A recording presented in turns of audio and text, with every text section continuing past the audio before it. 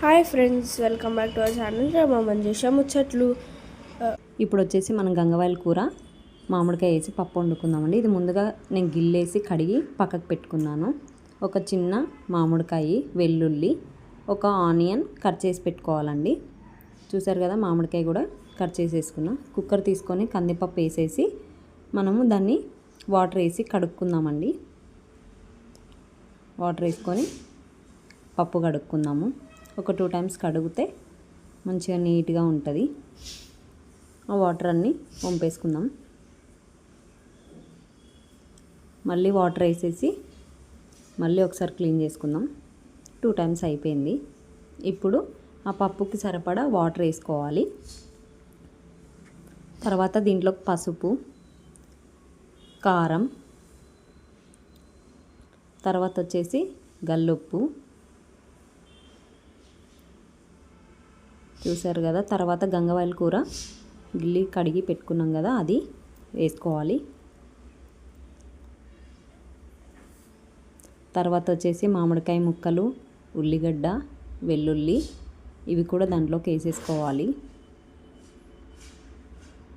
ఇప్పుడు ఇవన్నీ ఒకసారి ఇలా కలిపేసుకొని కుక్కర్ మూత పెట్టేసి మనము దాంట్లో ఉన్న ఎయిర్ మొత్తం బయటికి తీసేసి స్టవ్ ఆన్ చేసేసి స్టవ్ మీద పెట్టుకొని ఒక 2 విజిల్లు వచ్చేలాగా పెట్టుకోవాలండి.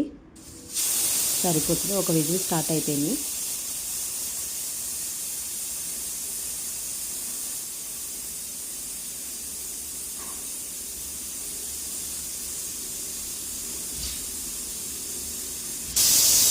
మరి ఇంకొక విజిల్ స్టార్ట్ అయిపోయింది.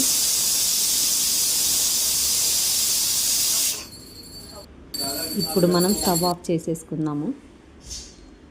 తర్వాత ఎయిర్ మొత్తం తీసి మూత ఓపెన్ చేసుకొని పప్పు మొత్తం మంచిగా మెత్తగా ఉడికిపోయింది. 2 విజిల్లే సరిపోతుంది. పప్పు గుత్తి తీసుకొని పప్పు మొత్తం స్మాష్ చేసుకోవాలండి.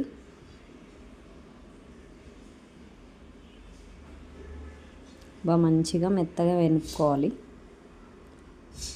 తర్వాత మనం స్టవ్ ఆన్ చేసుకొని మనం ఏదైతే తాలింపు వేయాలనుకుంటున్నామో ఆ గిన్నె పెట్టేసుకొని గిన్నె హీట్ అయిన తర్వాత దాంట్లోకి వచ్చేసి మనం కరివేపాకు, వెల్లుల్లి, ఎండుమిర్చి, ఆవాలు, జీలకర్ర తీసుకోవాలి.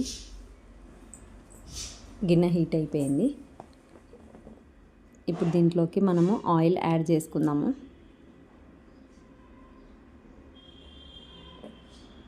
నూనె వేసుకుందామండి. చూసారు కదా, నేను 2 స్పూన్లు వేసుకుంటున్నాను. పప్పుకి తాలింపుకి కొంచెం ఆయిల్ ఎక్కువ ఉంటేనే మంచిగా ఉంటుంది.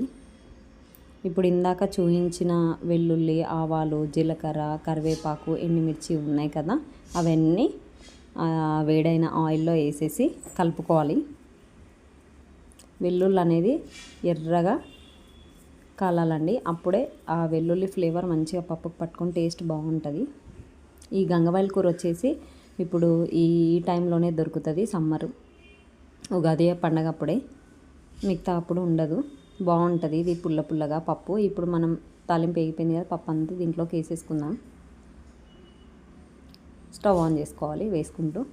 ఇప్పుడు చూసారు కదా, మా పిల్లలకి వేడివేడి అన్నం, గంగవాయల కూర, మామిడికాయ వేసిన పప్పు.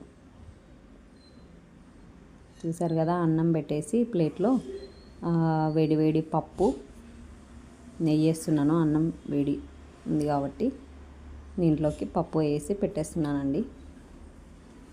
ఇలా వేడివేడిగా అన్నం, నెయ్యి, పప్పు వేసి పెడితే పిల్లలు చాలా ఇష్టంగా తింటారండి. మా వీడియోస్ మీకు నచ్చినట్టయితే